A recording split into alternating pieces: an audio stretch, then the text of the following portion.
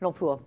Priorité, l'emploi dans notre pays. Et on sait combien les associations portent, cet emploi dans un contexte où ministre de la Jeunesse, ministre de la Vie associative, ministre de la Jeunesse, avec des records historiques en matière de chômage des jeunes, vont être essentiels. Qu'on puisse, et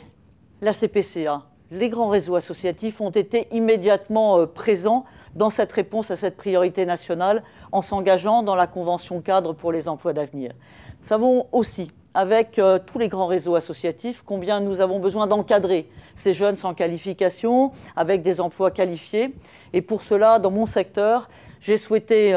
qu'en matière de sport, il y ait une mobilisation dans le Centre national de développement du sport, des postes d'emploi pour accompagner les clubs sportifs, le mouvement sportif qui accueillera des emplois d'avenir, comme j'ai souhaité que pour les mouvements de jeunesse et d'éducation populaire, on puisse conforter les postes FONJEP pour conforter les associations dans leur rôle d'employeur. Et on sait combien, ces dernières années, les associations, pour la première fois, en 2011, ont perdu 11 000 emplois. Et donc on a besoin, et on a pris une mesure essentielle,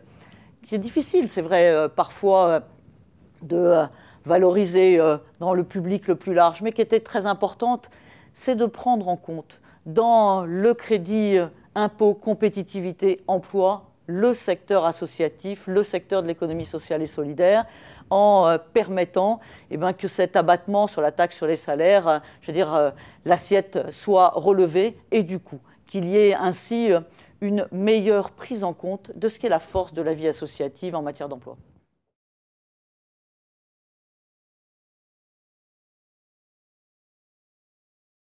Là encore, un travail a déjà été engagé, à la fois groupe de travail, à la fois, dans le cadre de la loi économie sociale et solidaire, avec donc nos deux ministères, avec Benoît Hamon,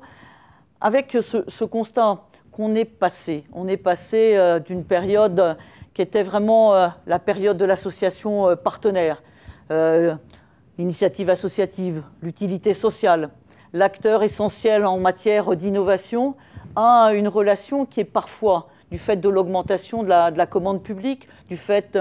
des textes, des textes européens, du risque en termes et des inquiétudes parfois des élus locaux en matière de sécurisation de la subvention, on est passé parfois dans une relation qui est presque celle de prestataire. Et pour moi, c'est essentiel de redonner du sens, du fondement à ce qu'est l'initiative associative. Ce qui est la nécessité de simplifier et de sécuriser la relation juridique avec les associations et puis d'élargir le champ. Ce travail, il doit être mené aussi avec les collectivités locales. On n'avait pas réussi, je crois, en 2009, au moment de la conférence nationale de la vie associative, à emmener les collectivités locales dans cette nécessaire redéfinition, de ces relations que nous devons avoir avec, dans la loi économie sociale et solidaire, avec Benoît Hamon, le souhait qu'il puisse y avoir une place, une redéfinition du rôle de la subvention, de la convention pluriannuelle, une possibilité d'avoir une plateforme d'initiative possible en termes relationnels, associations, collectivités publiques, institutions, État. Il faut que nous puissions revoir la circulaire de janvier 2010. Tous ces éléments doivent être pris en compte pour que nous y trouvions leur place, à la fois dans la loi économie sociale et solidaire, et plus largement dans nos modes de relation, pour refaire ce qui est pour moi essentiel en termes de priorité, de l'association, l'acteur essentiel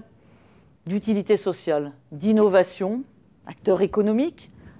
porteur d'emploi, qu'il est dans notre pays. C'est cette confiance avec le réseau associatif que depuis plusieurs mois maintenant, je m'acharne presque à faire vivre.